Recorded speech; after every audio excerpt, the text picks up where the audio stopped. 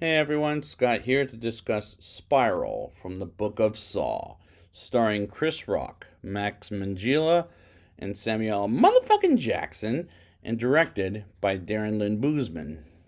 Now, I did go to the movie twice, and the first time I saw it, I was encountered by a couple guys that were either bootlegging or, let's see here, or talking out loud to the point that I was pretty pissed. But not enough about that. Let's get into this movie because I remember not liking any of the Saw films, so let's see how this one goes. Excuse me. The movie starts with the 4th of July parade as Detective Boswick goes after a thief that goes in a sewer, and a Jigsaw copycat captures Detective Boswick and tortures him for a game of survival of a train arriving in 2 minutes. As he tries to free himself, but the train arrives but unfortunately doesn't survive, and that set of torture is rather clever. Detective Zeke Banks, played by Chris Rock, gets his covers blown by his fellow officers, excuse me very much, while doing a job for the criminals, and gets yelled at by Captain Angie Garza as Zeke is a hard ass as he gets a partner named William Shank, played by Max Minghella. And there's something up with William as he looks like someone who's undercover with the killer, which is so goddamn obvious. And I've seen Max Minghella in movies before, like The Social Network, which I'm going to review shortly. Well, not today, but in the future. But don't remember him in that movie all that much. And but he's not great in this either, as he looks like he might be up to something with the killer, and Chris Rock is miscast in this. Ever since I first saw the trailer, I immediately knew he was miscast in a serious role, as he's more of a comedic actor, as this part in Lethal Weapon 4 proves my point. Zeke gets a video involving a death of Detective Boswick, whom we saw in the first trap, and he learned Boswick is dead, and they were friends before Boswick's death, and Detective Finch, without knowing it was Boswick, calls his wife Kara to tell her husband is dead, and Zeke wants to take the lead on the Jigsaw killer, or copycat murder, I'll say. And Zeke and William pay their respects to Kara, and they go to the house, and Zeke's ex-wife Lisa is there, and this isn't about the characters and their problems, as I don't give a shit about them, as the Saw fans are here for the tortures of this movie. Only had one so far, otherwise the movie focuses on people who don't fucking matter whatsoever. Zeke gets to his apartment, and his landlord and father, Marcus, played by Samuel motherfucking Jackson, is in his apartment, and he may be the best thing about the movie, as he's it good as he's sort of good in this movie, and he's not good in this performance. Nobody's performance are good at all, as Marcus used to be the chief of police himself, and he's barely in this movie, which is a shame.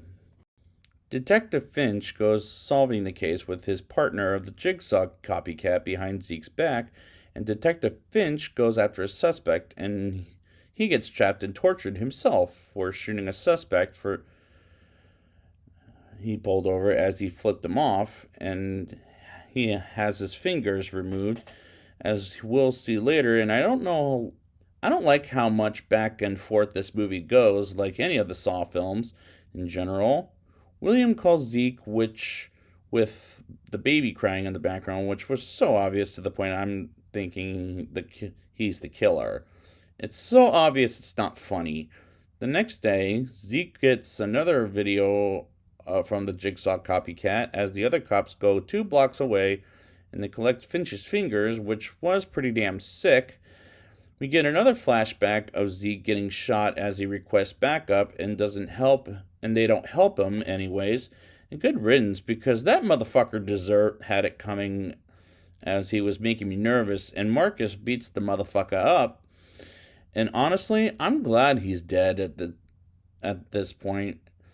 And his death by water and flame stick was not great, as I was glad he was dead. Zeke and William go to a guy with a bucket that only collects money as the guy gets his face painted black by explosion, and he's hurt in the leg as a bone sticks out, as Zeke and William get in his apartment, and they get nothing, which is typical criminals to say. Zeke and William visits Pete at a church, and we get a flashback of Pete shooting a witness that was unarmed, and the problem is the plot is too melodramatic, as this isn't a Saw movie. It's too silly to be a Saw movie, and the dialogue is terribly written. Zeke gets a box of skin and orders everyone out of the building as he thinks William is dead because of his tattoo that says Charlie, that is his son. As Zeke is led to believe, he takes another cop to a meat store, and we see someone is skinned to death as they think it's William, but the truth is it's not. And I'm not fooled at this point, and I've got my money on him as Angie goes to the cold room, which is in the basement, while a cop gets stabbed, but luckily he's still alive.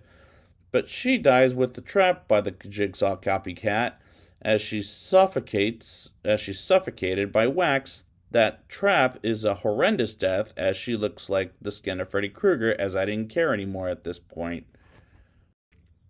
Zeke is getting too close to catching the jigsaw copycat as he visits Pete at the church and gets captured. Meanwhile, Marcus goes in a trap and says, "You want to play games, motherfucker?"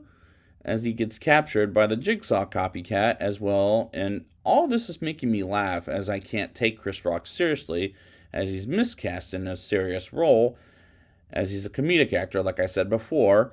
Zeke grabs a saw and tries to cut the chain off, but he gets tricked like a hair piece to unlock the chain and gets out of it and sees Pete and is captured, and his death is fucking painful as he gets glass going through his skin while Zeke finds a key, and as he finds it, Pete is unfortunately already dead at this point, which is kind of a bad trick and a little too late for Zeke, as it's also too late to follow a main character around at this point because the movie is almost over.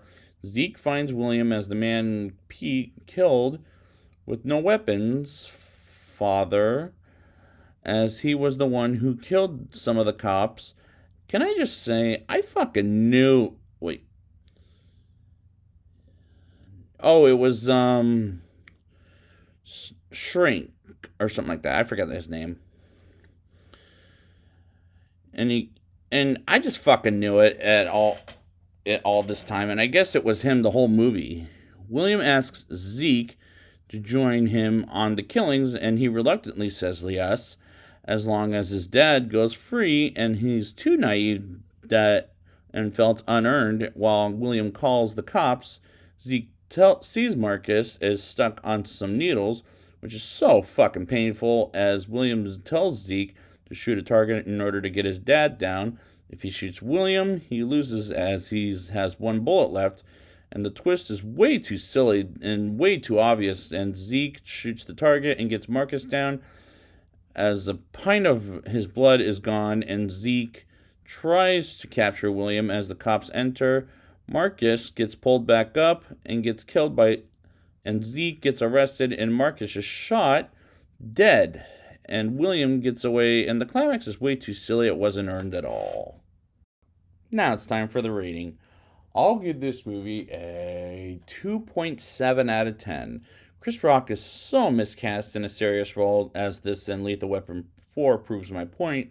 One trap was clever, but the rest was really bad, as I didn't care whether the characters lived or died, as this is very poorly made, as this whole movie shouldn't have been made, as the ending wasn't earned. So I'd like to thank you guys for joining me again for Spiral, and yes, I did do Saw back in the day. You can go find it in the archives. So until next time, game over.